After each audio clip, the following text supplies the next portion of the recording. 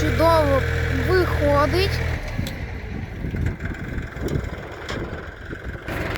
Після фрези гляньте, яке воно мігеньке.